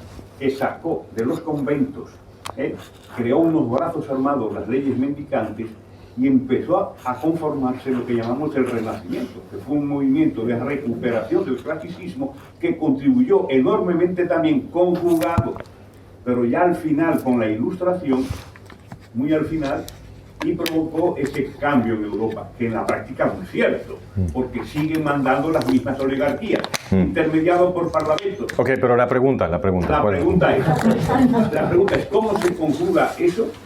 Y se consintieron estas enormes matanzas que hubo en la Francia revolucionaria. Era innecesario. Bueno, pero es que el argumento que usted está refutando es mi defensa del terror revolucionario francés, cosa que nunca presenté. Usted está refutando un argumento que yo no defendí. Por supuesto que el terror de los revolucionarios franceses es totalmente reprobable y escupible y lamentable. Por supuesto, yo nunca lo defendí. Por supuesto que esos fueron excesos. Ahora, una pregunta interesante es ¿cómo explicarlos? Porque quizás sería demasiado fácil decir, se les pasó la mano, son una bola de criminales. Sí, eso sí es cierto, pero también es cierto que los terroristas, los que representaban la facción terrorista del movimiento revolucionario francés, durante mucho tiempo fueron una minoría muy pequeña y nadie les hacía caso. Y lo que los prestigió y les terminó dando el poder fue la paranoia que se produjo en Francia cuando el Papa organizó que las monarquías europeas trataran de destruir la Revolución Francesa. Y entonces los revolucionarios franceses se fueron asustando que todo se iba a perder en un golpe contrarrevolucionario organizado por las monarquías europeas con los monarcas franceses y el Papa. Y esta paranoia fue la que le fue dando prestigio a los terroristas y empinó todas las cosas al terror. Si los gobernantes que llevaban siglos oprimiendo a nuestros abuelos se hubieran iluminado, igual que los intelectuales que defendieron la Ilustración, y hubieran dicho, bueno, es que la gente se está levantando porque realmente los hemos lastimado mucho, vamos organizando un proceso de reforma, etcétera, en vez de tratar violentamente de extinguir la revolución, todo el terror francés no habría sucedido, ni tampoco los horrores de la Vendée. Y también es importante recordar que no se hace normalmente cuando le enseñan a la gente sobre lo que pasó en Vendée, porque la educación occidental está diseñada para desprestigiar la revolución. Le dicen a la gente que los revolucionarios cometieron unas masacres gigantescas en Vendée. Para los que no conocen esta parte de la historia, Vendée es la región del occidente de Francia, que estaba recibiendo, que era muy leal al Papa, a la Iglesia Católica, que estaba luchando en contra de los revolucionarios franceses como región, mayoritariamente había mucha gente ahí luchando en contra de la revolución y estaban recibiendo apoyo de los británicos. Entonces, para los revolucionarios percibían esto como una traición de hermanos franceses que se estaban aliando con el extranjero, ¿no? Con el británico, mientras que los contrarrevolucionarios en Vendée percibían a la revolución como la enemiga de su religión. Entonces, lo veía, era una lucha existencial y fue muy, muy violenta, pero lo que se le olvida a la gente o más bien no le explican a la gente en la escuela cuando nos hablan de este periodo, es que las masacres de los católicos de la Vendée fueron del mismo tamaño que las masacres de los revolucionarios. Ambos bandos fueron increíblemente violentos, ¿no? Entonces, hay que contar la historia como fue, contando los crímenes de un lado y del otro, ¿no?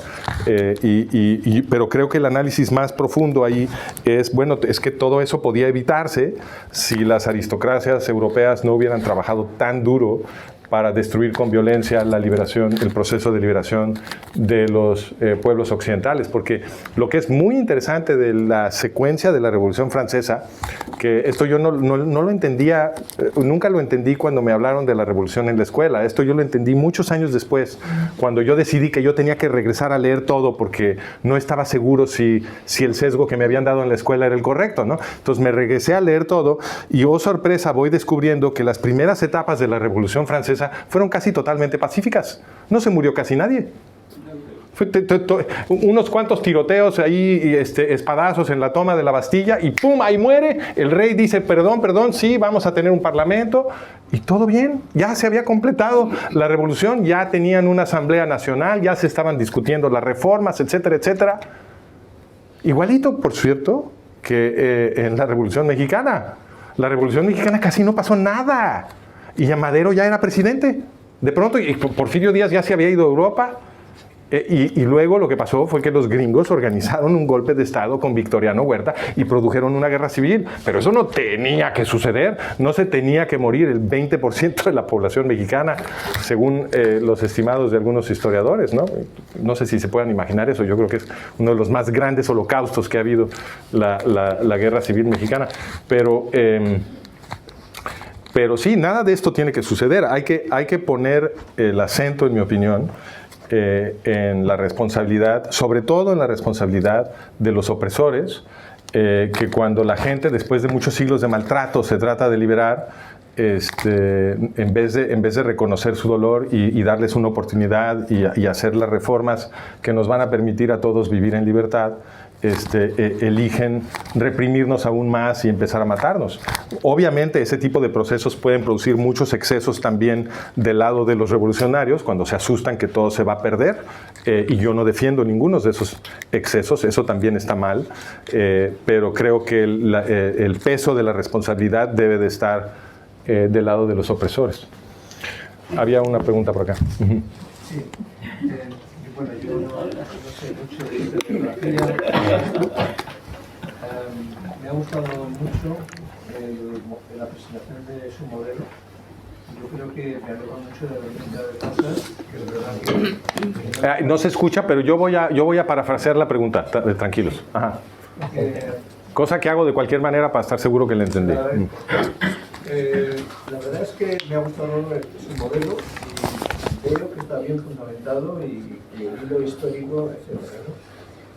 Pero al principio de su conferencia, usted ha dicho que nuestra civilización occidental está en peligro.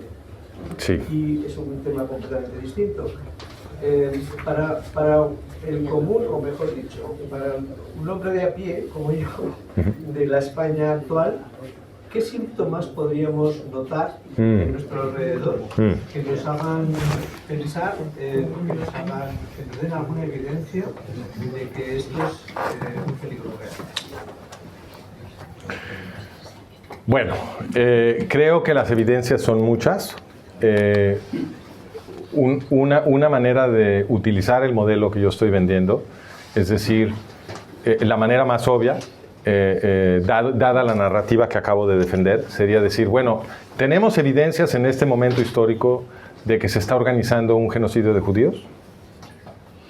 Si las tenemos, pues esa es una indicación muy fuerte de que todos estamos a punto de perder nuestras libertades.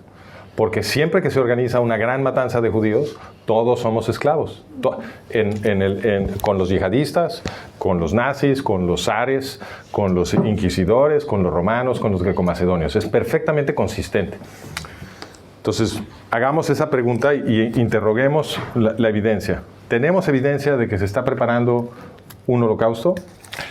En mi libro, publicado en 2013, yo dije que esto justamente era lo que se estaba preparando e iba a suceder. El título de mi libro es El colapso de Occidente, el siguiente holocausto y sus consecuencias. Y el holocausto que yo vaticiné en 2013, bueno, antes, pero no tenía todo un libro para explicarlo, ya empezó. Empezó el 7 de octubre de 2023. La única pregunta ahorita es si lo vamos a detener a tiempo, si vamos a dejar que se concluya este genocidio, pero ya empezó. Esas masacres son el primer intento de completar el siguiente genocidio. La única razón de que no se completase es que no pudieron, pero la intención obviamente era esa y sí mataron a mucha gente, más que en ningún otro evento desde Shoah. Entonces, lo que yo veo alrededor de Israel es un ajedrez geopolítico que se ha ido preparando durante mucho tiempo, desde la Segunda Guerra Mundial. Es un ajedrez geopolítico que ha sido organizado, en mi opinión, por la élite de poder de Estados Unidos, que pretende en público ser amigo del Estado de Israel, pero que en realidad es todo lo contrario. Y entonces, aquí podemos dar muchas evidencias, pero te voy a dar nada más la que yo considero la más dramática, que es la que siempre menciono primero, aunque la lista es muy larga. Y esa evidencia es el Tratado de Oslo. ¿Por qué? Porque el Tratado de Oslo, que fue organizado por los jefes gringos, tiene como objetivo darle un territorio militarmente estratégico, porque Judea, Samaria y Gaza, Judea, Samaria es lo que llaman Cisjordania en los medios, es un nombre que inventaron hace apenas unos años, nunca se había usado. Judea, Samaria y Gaza, que son los verdaderos nombres de estos territorios, son militarmente estratégicos, no según Francisco Gil White, según el Pentágono. El Pentágono hizo un estudio de la vulnerabilidad del Estado de Israel, lo mantuvieron secreto durante años, justo al terminar la Guerra de los 6 días de 1967. Y concluyeron en ese estudio, que lo realizaron las autoridades militares más sofisticadas del mundo, que si Israel no controla Judea, Samaria y Gaza, a la larga no puede sobrevivir el esfuerzo combinado de los árabes musulmanes por destruir el Estado judío. Entonces, es realmente notable, dado que llegaron a esa conclusión, que tan solo unos años después se empezaran a esmerar en producir este proceso diplomático, justamente para arrebatarle esos territorios a el Estado de Israel en el proceso de Oslo. Y ¿a quién decidieron que le iban a dar esos territorios? A OLP Fatah, ¿no? A lo que ahora llamamos la Autoridad Palestina, nada más le cambiaron el nombre. Por cierto, siempre hacen esto con los grupos terroristas de los árabes. Les cambian el nombre cada 2 semanas para que no entendamos qué está pasando. Esto lo hicieron en Siria ahorita, ¿no? Entonces, creo que ahora se llaman Tariq al-Sham o no sé qué tontería dijeron que son, ¿no? Son al-Nusra. ¿Y al-Nusra qué creen que es? ISIS. Todo el tiempo se cambian de nombre. Es ISIS. No se hagan bolas. Y ISIS, hablando de las evidencias que nos dicen que se está preparando un genocidio, ISIS también es una creación de los gringos. Si quieren, ahorita se los platico. Todo lo tenemos documentado en artículos en la página web. Sí, claro, hacen todo juntos. Entonces, ¿qué es OLP Fatah? ¿Qué es esta organización a la que los gringos se esmeraron en darle territorio militarmente estratégico del Estado judío? Resulta que esta organización, que en su núcleo es Al-Fatah, ¿okay? Al-Fatah es una organización creada por Hajj Amin al-Husseini, que es el padre fundador del movimiento árabe palestino, que jugó un papel organizador directivo en el sistema de campos de muerte de los nazis alemanes que asesinó al pueblo judío europeo durante la Segunda Guerra Mundial. ¿Ok? Ese es el creador de Al-Fatah, el padrino de Yasser Arafat, padrino de Mahmoud Abbas. Repito, padre fundador... El primero de sus libros. Así es, tengo un libro entero sobre este señor. Lo pueden comprar en Kindle en Amazon. Bueno, gracias por la mercadotecnia. Si cuesta dinero, páguenlo. Ajá, exacto, exactamente. Sí, y luego hay otros 4, también cómprenlos. Entonces, lo que documento en ese libro, precisamente, muchas gracias, luego te paso tu comisión, es que efectivamente este señor Hajj Amin al-Husseini, que había sido el muftí de Jerusalén en la primera mitad del siglo XX, él ocupó ese cargo de muftí de Jerusalén, que se lo crearon los británicos. Por aquí alguien me corrigió y me dijo, hay que incluir a los británicos. ¿Quién fue? Ahí está, sí, totalmente cierto. Los británicos crearon este cargo de Gran Muftí de Jerusalén, porque bajo los otomanos el Muftí de Jerusalén había sido un cargo menor, con jurisdicción nada más en la ciudad, ¿no? Pero los británicos lo hicieron el Gran Muftí y le dieron jurisdicción en todo el mandato británico de Palestina, le dieron un subsidio de la corona, le permitieron que le grabara impuestos a todos los árabes en el mandato británico, le dieron autoridad sobre las madrazas, las escuelas islámicas, las mezquitas, él ponía y quitaba a los profesores y a los clérigos en las mezquitas, etc. Muchísimo poder. Y con ese poder, Haj Amin al-Husseini, que era una mascota de los británicos, organizó enormes matanzas de judíos en el mandato británico con la ayuda de los militares. Entonces hacían pogromos. Los militares se ponían de acuerdo con Husseini y se salían de la ciudad para que Husseini hiciera sus masacres y sus ataques. Todo esto está perfectamente bien documentado. Y ahí lo van a ver en el libro. Este Husseini, cuando él organiza su cuarta oleada terrorista contra los judíos del Yishuv, del mandato británico de Palestina, lo hace con armas que le proveía Adolfo Hitler y Benito Mussolini. Entonces ya había una relación entre Husseini y Hitler desde antes de que estallara la Segunda Guerra Mundial, porque esa cuarta oleada terrorista, que la llamaron la revuelta árabe, los musulmanes, va de 36 a 39. Coincide con su guerra civil, ¿no? Son los mismos años, ¿no? Para que sientan para que se hermanen, ¿no? Más. Y cuando termina este periodo, estalla la Segunda Guerra Mundial, Husseini de plano se escapa del mandato, porque ya los británicos tienen que hacer por lo menos un teatro de arrestarlo, ¿no? O sea, ya es demasiado vergonzoso. Y entonces él se va a Irak. En Irak lo reciben como si fuera jefe de Estado, le dan un presupuesto y lo vuelven como un ministro. Tenía un prestigio enorme este pelado, Husseini. Mucha gente creía que iba a ser el siguiente califa y en todos lados lo recibían como potentado, ¿no? Y con el poder que le dieron esta junta pro-nazi que gobernaba Irak, con ese poder él organiza un ataque gigantesco contra los judíos de Bagdad, que se llama el Farhud. Mi amigo Edwin Black tiene un libro muy bueno sobre el Farhud, si luego les interesa leer sobre esto. Y destruyeron la vida judía en Bagdad con el Farhud. Eso lo hizo Husseini. Era un gran antisemita, un tipo que realmente sabía cómo matar judíos. Y luego se va a Italia, lo reciben como jefe de Estado, ahí Mussolini y todos sus cuates, y luego se va a Berlín, donde Hitler nuevamente lo recibe como jefe de Estado. Salen todos los dignatarios nazis. El rodaje de todo esto lo pueden ver en internet, lo pueden ver en muchos lados, pero inclusive en un documental que yo hice con unos amigos hace años. Y ahí ves cómo sale Hitler a recibirlo con todos los dignatarios, todo el mundo tomando fotos, y se sientan a platicar. Tienen una junta de Estado, Husseini y Hitler, que fue grabada por los cineastas de los nazis, y tenemos las minutas de la junta, porque por supuesto los nazis alemanes eran muy cuidadosos y todo lo documentaban, entonces sabemos todo lo que hicieron, todo quedó documentado.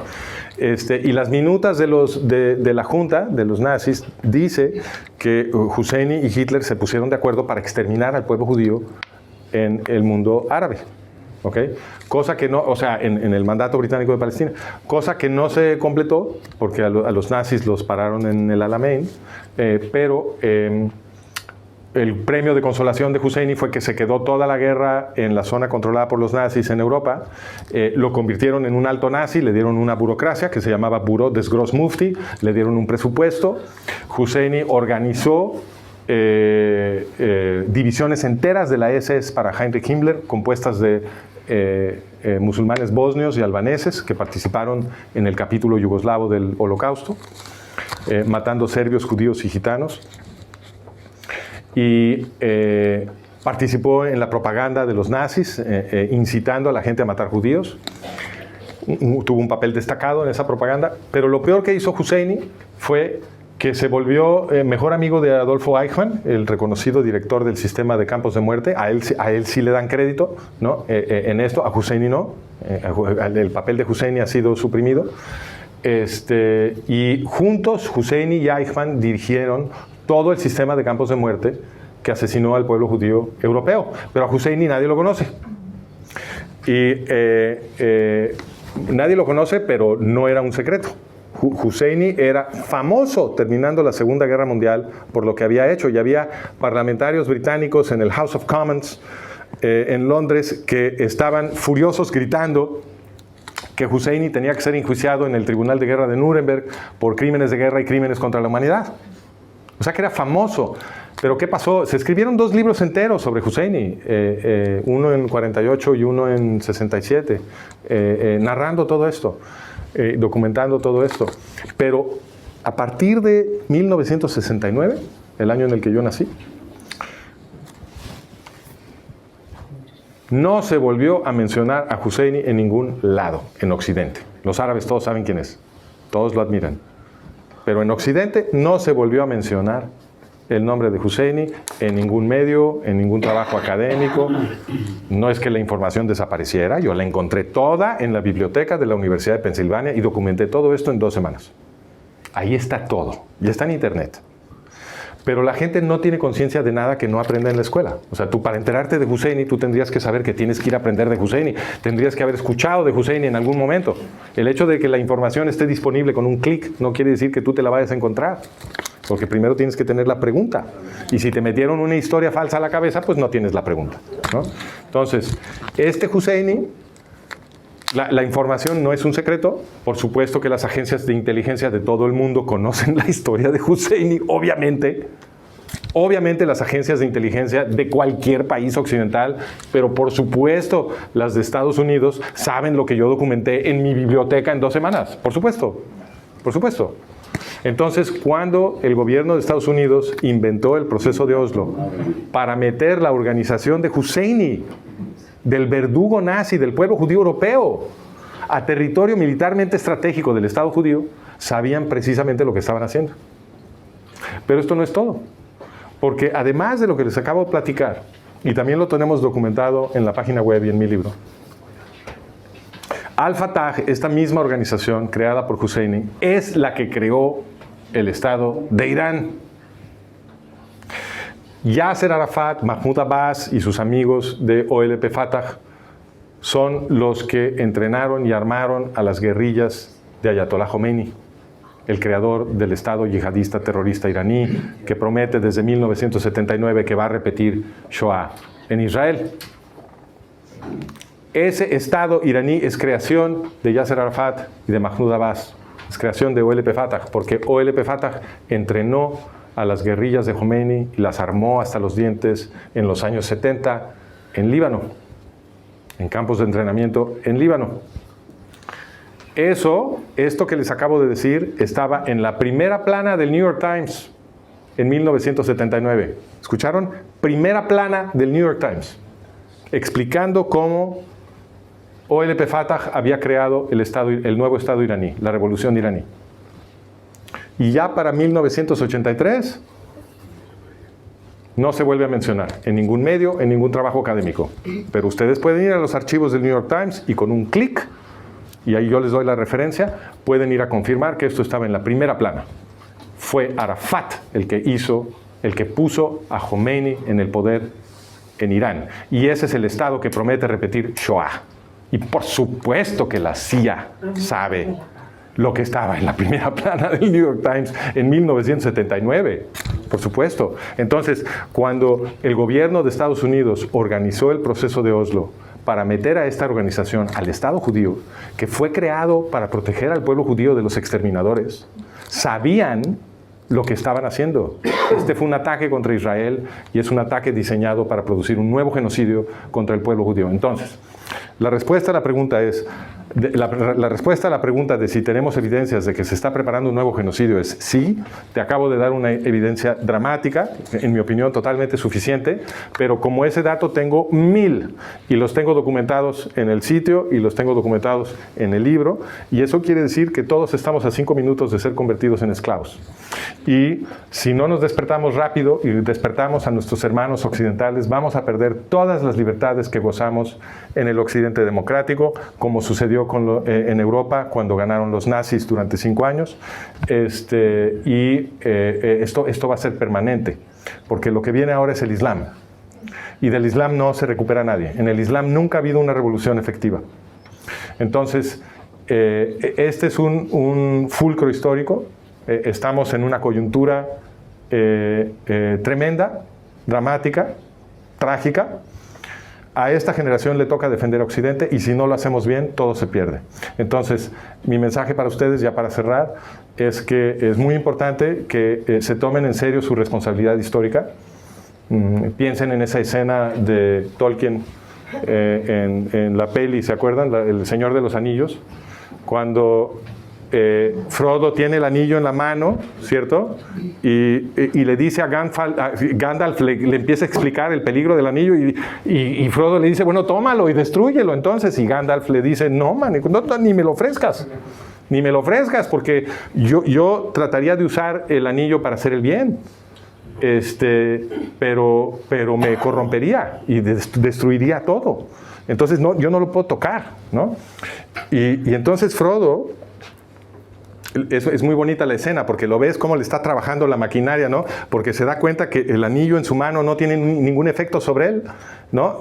Dice, bueno, yo soy por lo menos algo inmune, y entonces lo ves que se da cuenta y cierra los ojos y cierra la mano, o sea, encierra el anillo en la mano y voltea a ver a Gandalf y le dice, ¿qué es lo que debo de hacer?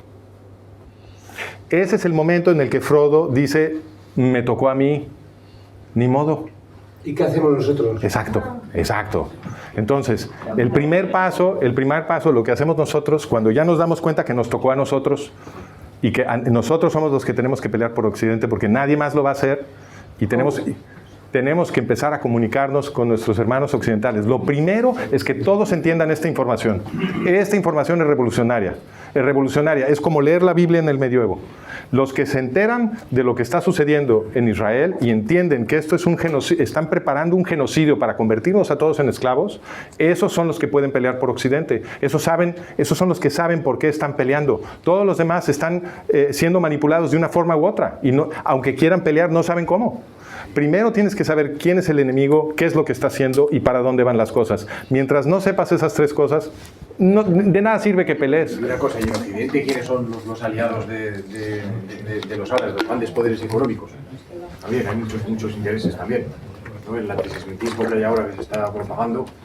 Sí, de acuerdo. Entonces, esto... Se aprobó un decreto en el gobierno de España actual, sí, que obliga en los hoteles, cuando va usted ahora, a dar 44 datos. Sí. Es asombroso. Sí. Quieren reformar el... Perfecto. Entonces, estos son ejemplos... Etcétera, tantas cosas, ¿no? Estos son ejemplos consistentes con el modelo, ¿no? Entonces, tú me estás dando evidencias que son consistentes con una intención totalitaria por parte de los gobiernos occidentales, ¿no? Entonces, ayuden a sus hermanos a entender esto en todo Occidente. Empiezan a compartir, tengan esas conversaciones, compartan los materiales, debatan, peleense, convenzan, porque se nos acaba el tiempo. Y entonces lo que tenemos que hacer en la primera etapa es eso. Y cuando ya hayamos producido esa conciencia en todo Occidente, las cosas van a encontrar su cauce. Solitos los procesos de resistencia van a emerger, pero primero tenemos que entender. ¿Me están pidiendo que lo corte? ¿Sí? Perdón, hay muchas más preguntas que preguntar y que contestar, pero ya tenemos que... No, perdón. Les voy a hacer una recomendación. Si ustedes van a franciscogilwhite.com o van a managementofreality.com, como este no fue un PowerPoint, no traigo la lámina, pero pongan franciscogilwhite.com, se van a acordar muy fácil. Ahí tenemos un mapa para todos nuestros contenidos, incluyendo un curso de 5 sesiones, que son 4 sesiones grabadas y luego una en vivo conmigo en Zoom, para que me puedan hacer preguntas adicionales, por lo cual veo que hay una demanda. Y ahí con mucho gusto interactúo con ustedes y trato de completar el modelo. Y los invito también a que lean los materiales.